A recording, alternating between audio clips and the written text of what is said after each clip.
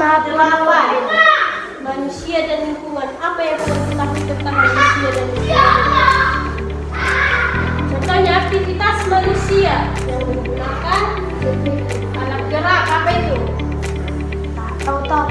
Iya, otot. Aktivitas manusia yang menggunakan alat gerak, yaitu alat gerak manusia ada berapa? Dua. Apa saja itu? Otot. Alat gerak manusia ada dua. Ada dua, yaitu satu apa? Alat gerak aktif.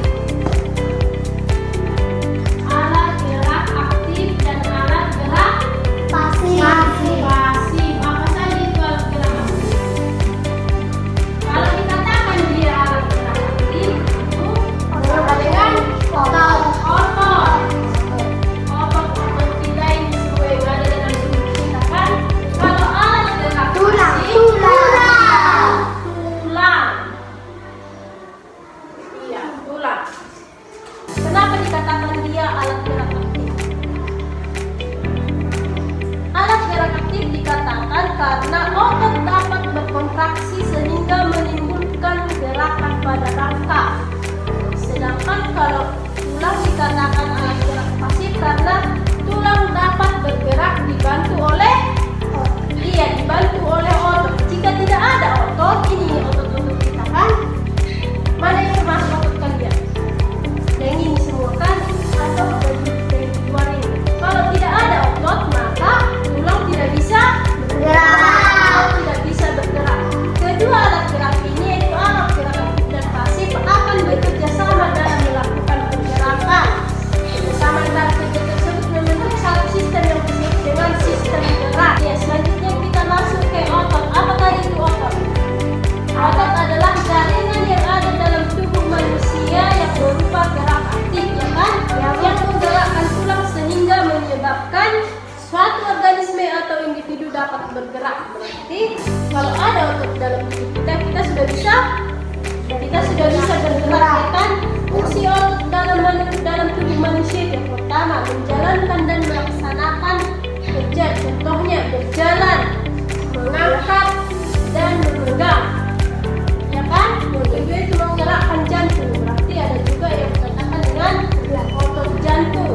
Mengalirkan darah yang terdiri dari zat-zat yaitu nutrisi, oksigen, dan lain-lain. Berarti fungsi dari otot itu adalah mengalirkan darah. Berarti setiap darah yang ada di dalam tubuh ini itu yang berfungsi adalah otot yang mengerjakan itu kan? Otot dan oksigen dan lain-lain. Kemudian macam-macam otot manusia. Apa saja yang diketahui macam-macam otot manusia? Ada berapa itu? Ada 3 itu otot kan? Yang pertama otot polos yang bekerja tanpa kesadaran kita atau dipengaruhi oleh sistem saraf yang berbentuk gelendong di mana kedua ujungnya ada satu sel. Yang kedua otot lurik yang menempel pada tubuh manusia yang digunakan dalam pergerakan. Yang ketiga itu ada otot jantung. Di mana jantung kita? Di dalam, ya kan? Tulang terdiri dari tulang tengkorak atau tulang kepala, ya kan? Tulang selangkah. Ini dia. Tulang belikat. Yang mana tulang belikat? Yang ini. Perhatikan bukunya di halaman 64. Kemudian tulang rahang bawah. Mana tulang rahang bawah? Iya, tulang rahang atas. Tulang leher. Yang mana leher? Iya. Tulang pengumpil atau tulang di bagian tangan, bukan? Alat gerak di bagian tangan. Tulang pengumpil yang mana tadi itu? Tulang pengumpil yang di bagian ini. Tulang lengan atas. Iya, tulang lengan atas. Tulang pergelangan tangan dan tulang jari. Tulang jari. Kemudian tangka anggota gerak bagian bawah. Apa saja? Dari sini diberikan tulang paha, tulang punggung, tulang lempurung, tulang lutut, yang ini dia. Kemudian tulang kering, tulang betis, dan tulang pergelangan kaki, tulang telapak kaki, dan tulang Jari kaki. jari kaki. Berarti seluruh bagian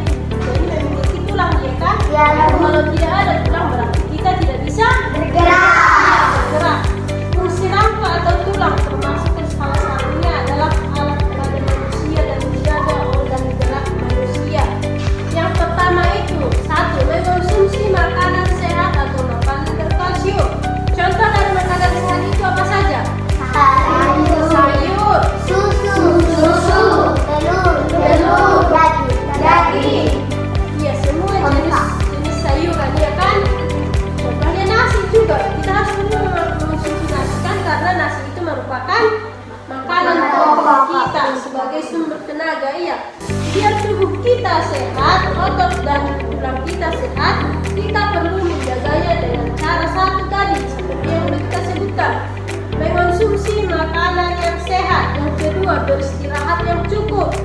Sebagai anak sekolah atau masih anak-anak, waktu istirahat kalian itu ada berapa jam waktu tidurnya? Ya, 8 jam. Iya, 8 jam. Dalam sehari itu kita membutuhkan waktu istirahat selama 8 jam.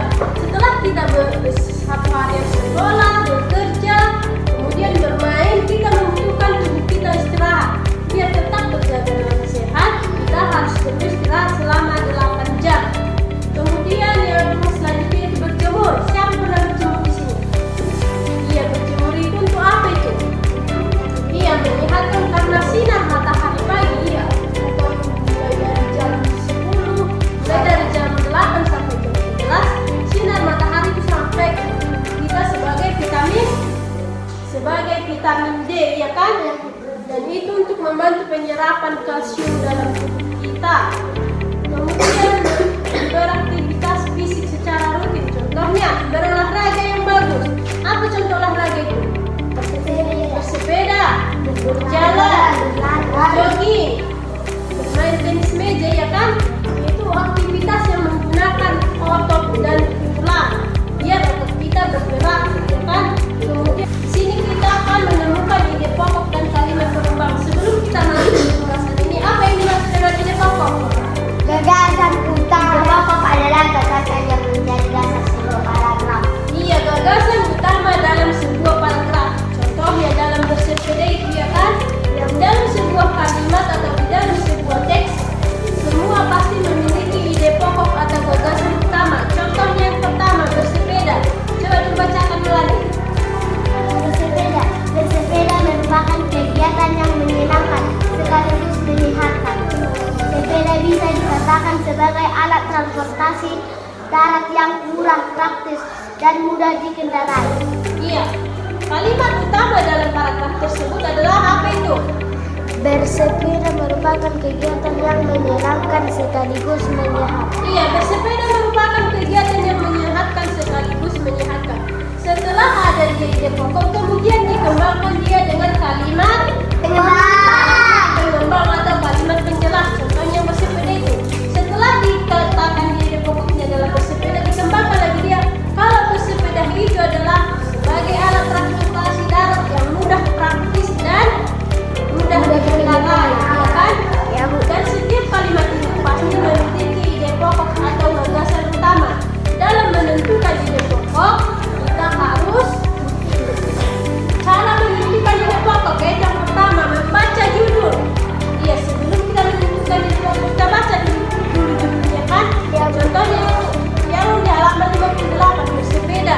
Judulnya apa itu? Bersepeda. Kita sudah membaca judul dan keseluruhan isi paragraf, ya kan? Ya. Setelah kita baca dari kalimat pertama sampai kalimat terakhir, kemudian dapatlah kita menemukan kalimat pokok atau ide pokoknya. Kemudian itu cermati kalimat awal sampai akhir, ya kan? Dan dari kalimat pertama dalam sebuah paragraf sampai kalimat akhir. Yang kedua, baca bagian subjudul. Mana itu yang dimaksud dengan subjudul? Baca bagian subjudul, yaitu yang kalimat pertama, ya kan? Ya.